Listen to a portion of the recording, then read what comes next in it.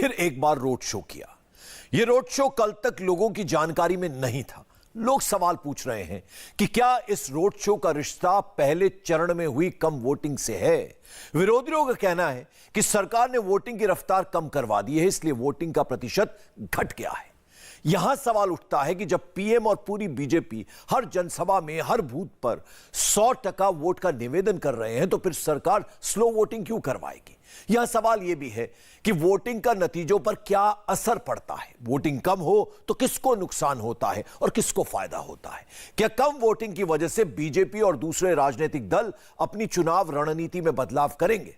और सबसे बड़ा सवाल यह कि क्या गुजरात का चुनाव फंस गया है। सवालों का जवाब देखने के लिए देखिए हमारी ये रिपोर्ट। आपकी स्क्रीन पर गुजरात के दो नक्शे हैं। एक नक्शा गुजरात के उस हिस्से का है जिसकी 89 सीट पर मतदान हो चुका है और मतदान का प्रतिशत 62.8 है, जबकि 2017 में इन्हीं 89 सीट पर करीब 67.5% मतदान हुआ था। यानी 5 साल में मतदान करीब 5% कम हो गया। जबकि मोदी, अमित शाह, नड्डा और बीजेपी के बाकी सारे नेता 100% मतदान की लगातार अपील कर रहे थे। भारतीय जनता पार्टी ने विजयी बनावशो। मारे आ वखते કેટલાક રેકોર્ડ તોડવા છે, તોડશો ભાઈઓ? તોડશો? પાકે પાયે કરશો? વધુમાં વધુ સીટો, વધુમાં વધુ કમાડ દરેક પોલિંગ બૂથમાંથી નીકળે કરશો? પોલિંગ બૂથમાં પહેલા કરતા વધારે મતદાન થવું જોઈએ, બધા રેકોર્ડ તોડવા જોઈએ। તોડશો? વધુમાં વધુ મતદાન કરાવશો? પોલિંગ બૂથમાં બરાબર જામીન બેસી જશો? દરેક પોલિંગ બૂથમાંથી ભાજપને જીતાડશો? કમળ ખીલવશો? પાકે પાયે દરેક પોલિંગ બૂથમાં વધુમાં વધુ વોટ કરાવવા પડે, કરાવશો? અને વધુમાં વધુ કમળ ખીલેની ચિંતા કરશો? બે હાથ ઉપર કરીને બોલો, ખેર કરશો? अब सबसे बड़ा सवाल यह है कि पन्ना प्रमुख, तेज प्रमुख और गुजरात बीजेपी अध्यक्ष सीआर पाटिल की 80 लाख एक्टिव कार्यकर्ताओं की सेना के बावजूद मतदान घटा क्यों? क्या लोग बीजेपी से संतुष्ट नहीं हैं? मतदाता को बीजेपी की जीत का विश्वास है तो मतदान के लिए नहीं निकला। स्लो वोटिंग की वजह से मतदान कम हुआ। वोटर मोदी के साथ लेकिन स्थानीय सरकार से नाखुश तो वोट देने नहीं निकला। विरोधी अपने वोटर को बूथ तक नहीं ले जा सके। कांग्रेस से मतदान पथे पहला चालू कर दी थी कि EVM EVM EVM EVM. Congress की विशेषता ये है कि चूंटणी चालती होय त्यारे मोदी ने गाळो बोलवानी અને ચૂંટણીનું मतदान आवे ત્યારે ईवीएम ने गाळो देवानी। आ सीधे सीधो सबूत है कि आ चूंटણીમાં કોંગ્રેસે હાર સ્વીકારી લીધી છે। કોંગ્રેસ જ્યારે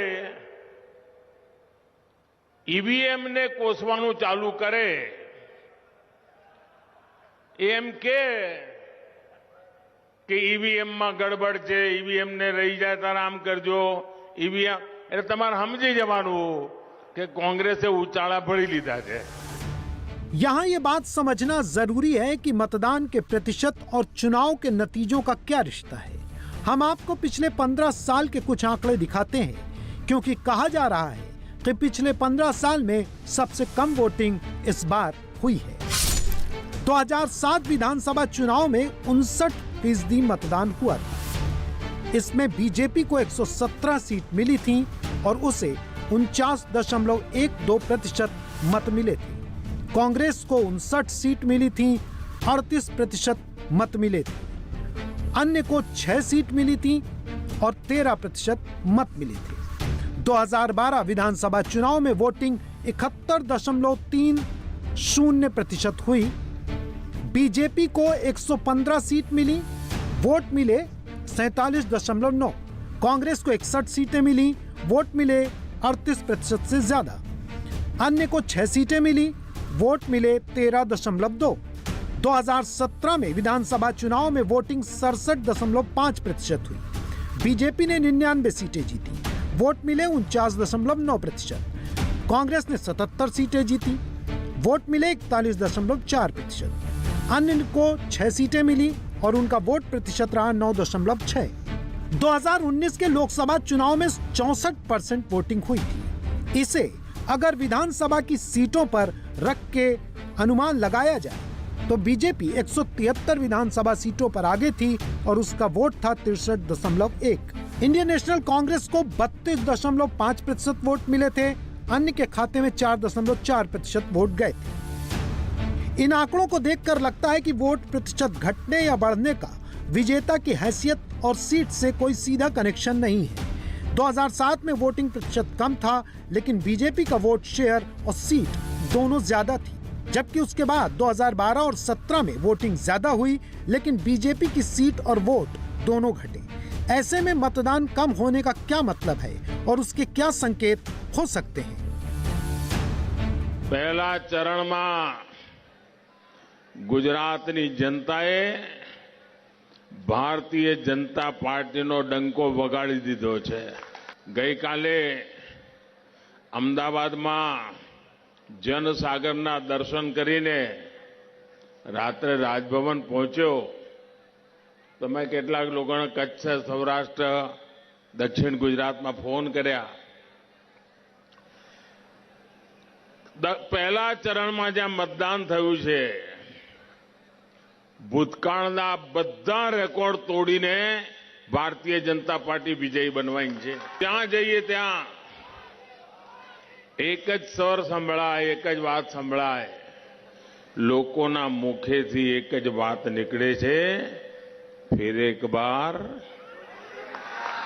फिर एक बार, फिर एक बार। अब सवाल ये भी है कि पहले चरण की कम वोटिंग से बीजेपी को अपनी रणनीति में क्या बदलाव करने पड़ेंगे?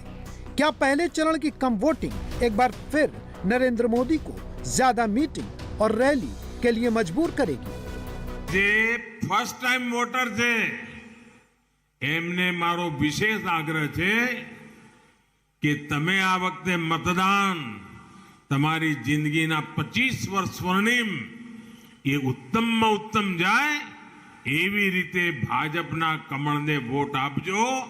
હું તમને ગેરંટી આપું છું તમારા ઉજ્જવળ ભવિષ્યની। भाइयों बहनों, આજે જે ચારે તરફ વાતાવરણ છે તમે જ્યાં જાઓ ત્યાં એક જ વાત સંભળાય, फिर एक बार, फिर एक बार, फिर एक बार। चुनाव से पहले बीजेपी के प्रदेश अध्यक्ष CR पाटिल का चेहरा दिखाकर दावा किया जा रहा था कि उन्होंने बड़ी मेहनत से 80 लाख पन्ना प्रमुख और पेज प्रमुख की सेना तैयार की है, जो वोटर को बूथ तक लाएगी और वोट मैनेजमेंट में विरोधियों को मात देगी।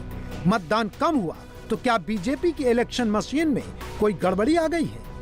अपने राजा है तो राजा को तो देखना पड़ेगा ना, कैसा तो राजा तो है ना, इंडिया का राजा नहीं है वो। गुजरात का शेर है मोदी, गुजरात का शेर। गुजरात का शेर है, गुजरात का शेर है। मोदी के अहमदाबाद में रोड शो पार्ट 2 ने लोगों के मन में आशंका को जन्म दिया है, क्योंकि पहले तो एक दिन में 50 किलोमीटर लंबे रिकॉर्ड रोड शो का ही जिक्र था। फिर 4 रैली के बाद अचानक एक बार फिर अहमदाबाद में रोड शो। क्या कम वोटिंग का नतीजा है और मोदी जी अपनी छवि के मुताबिक बीजेपी के फंसे चुनाव को निकालने के लिए मैदान में क्या अब ज्यादा प्रयास करेंगे? पहले चरण में 89 सीट में 32 सीट पाटीदार बाहुल्य है। 2017 में भाजपा की सीट यहां 21 से घटकर 16 रह गई थी। 2012 में 70.39% वोटिंग हुई थी, तब भाजपा ने 32 में से 21 सीट जीती थी। कांग्रेस को 9 सीट मिली थी। वहीं 2017 में 65.56% वोटिंग होने पर भाजपा कांग्रेस दोनों को 16-16 सीट मिली थी। इस बार इस क्षेत्र में 62.92% वोटिंग हुई है। पहले चरण की 89 सीट में 16 आदिवासी सीटें हैं, जिसमें 14 ST रिजर्व हैं। इनमें पिछले 10 साल में वोटिंग का ट्रेंड घट रहा है और भाजपा को सीटों का नुकसान हो रहा है। 2012 में इन पर 78.97% वोटिंग हुई तो भाजपा को 7 और कांग्रेस को 6 सीट मिली थी। 2017 में वोटिंग 77.83% रह गई। भाजपा को 5 और कांग्रेस को 7 सीटें मिली। इस बार इन सीटों पर 69.86% वोटिंग हुई है। इसका असर कुछ भी नहीं होगा। ये जो कल का जो इलेक्शन का जो हुआ ना, परसेंटेज के हिसाब से इन्होंने रातों रात मतलब ताबड़तोब ये प्रोग्राम बनाया। ये प्रोग्राम पहले से फिक्स नहीं था। ये सुबह आज प्रोग्राम बनाया, उसका उस हिसाब से ये ताबड़तोब प्रोग्राम बना है। गुजरात की हमारी पब्लिक बहुत समझदार है। वो जिस तरफ जो देखेगा कि ये जीतता है बंदा, उसको वोट देगी। और जो कांग्रेस का जो बंदा यहाँ पे था, उसने काम भी किया है। और सबसे बड़ा फायदा ये है कि हम उसको फोन करें तो तुरंत वो बंदा हाजिर रहता है। आने का कोई मतलब रिजल्ट कोई बता नहीं सकता, रिजल्ट तो कोई बोल नहीं सकता। लेकिन ये अभी रोड शो है, रोड शो के अंदर पब्लिक तो देखना आएगी उसको। अब देखने वाली पब्लिक तो देखेगी उसको, लेकिन क्या एंड आएगा वो कोई जजमेंट नहीं ले सकता। यहाँ पर कम मतदान को लेकर कुछ बातें और हैं। वो ये कि क्या गैर बीजेपी वोट अपने दलों की स्थिति देखकर निराश है? मोदी विरोधियों के पास मतदाता को बूथ तक लाने का कोई सिस्टम ही नहीं बचा है। और उचित नेतृत्व की कमी में मुस्लिम वोटर ने वोटिंग में दिलचस्पी खो दी है। हारने वालों के बीच वोट का बंटवारा करके बीजेपी को फायदा पहुंचाने से अच्छा उसने सोचा कि वो घर बैठे।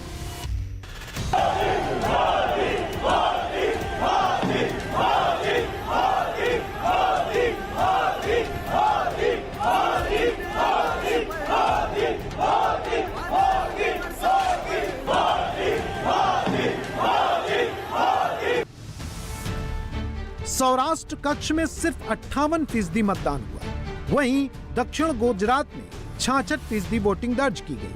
इस तरह सौराष्ट्र में दक्षिण गुजरात के मुकाबले 8% कम वोटिंग हुई है। यहाँ के 12 जिलों में सिर्फ मोरबी में ही 54% वोट पड़े हैं। ये वही मोरबी है जहाँ पुल दुर्घटना में बहुत लोगों को अपनी जान गंवानी पड़ी थी। यहाँ के अन्य जिलों में 50% से भी कम वोटिंग हुई है। और पाटीदार क्षेत्र में कम मतदान ने कैंडिडेट्स को असमंजस में डाल दिया है। पिछली बार इस क्षेत्र की जिन सीट पर ज्यादा वोटिंग हुई थी, वहां कांग्रेस को फायदा हुआ था। जिन सीटों पर 70% से ज्यादा वोटिंग हुई, उनमें ज्यादातर सीटें कांग्रेस के खाते में गई थी। 70% से ज्यादा मतदान वाली 27 सीट पर 14 कांग्रेस और 11 बीजेपी जीती थी। क्यों खड़े यहाँ पर, क्या? मोदी जी का स्वागत, मोदी जी का स्वागत करने। अच्छा, लेकिन यहाँ पर तो कांग्रेस के विधायक आते हैं, ओवैसी फैक्टर भी यहाँ पर है, इस बार उनके भी उम्मीदवार है। लेकिन फिर आपको लगता है क्या कि प्रधानमंत्री के आने से कुछ बदलेगा यहाँ पर? हाँ, मोदी जी है ना अपने, उनको ही वोट मिलेगा। अच्छा, मोदी जी को वोट मिलेगा, क्यों? बस उनका काम ऐसा है। कब से खड़े आप यहाँ पे? मैं भी 1 घंटे से खड़ा हूँ, दोनों साथ में ही आए। क्या अच्छा लगता है आपको उनके? अच्छा है, बस देखने की एक इच्छा थी, देख लिया। वोट मिलेगा क्या बीजेपी को यहाँ से? मिलेगा, क्यों नहीं मिलेगा? क्यों? काम करे तो इतने सारे तो नहीं मिलेगा। अच्छा, लेकिन यहाँ तो कांग्रेस की सत्ता है। तो क्या हुआ, कोई भी आ सकता है। कब से आप यहाँ पर खड़े, आपको क्या लगता है? हो गए 1 घंटे से। 1 घंटे से। क्या आपको लगता है यहाँ पर कुछ प्रधानमंत्री ने रोड शो किया, आपने उनको देखा, उनसे आने का? देखा, हमने देखा भी हाल, बस हमने को देखने की इच्छा था, यहाँ देखने के लिए ही आए। प्रधानमंत्री खुद मैदान में उतरे तो आपको लगता है उससे असर होगा? जी, असर तो होगा उसमें। वोटिंग कम हो तो और वोटिंग ज्यादा हो तो दोनों ही स्थितियों में बीजेपी चुनाव जीत चुकी है। माना जा रहा है कि बीजेपी ने जिन नेताओं के टिकट काटे या जिनको नहीं दिए, वो दिखाने के लिए तो संगठन के साथ थे, लेकिन वोट मैनेजमेंट में सक्रिय नहीं हुए, जिसकी वजह से वोट प्रतिशत में गिरावट आई है। मोदी आपदा को अवसर में बदलने के मास्टर हैं। एक बार फिर बीजेपी मोदी के मास्टर स्ट्रोक का इंतजार कर रही है। इंडिया टीवी हर वक्त हर जगह डाउनलोड करने के लिए सर्च करें India TV news Google play store या ऐप स्टोर पर।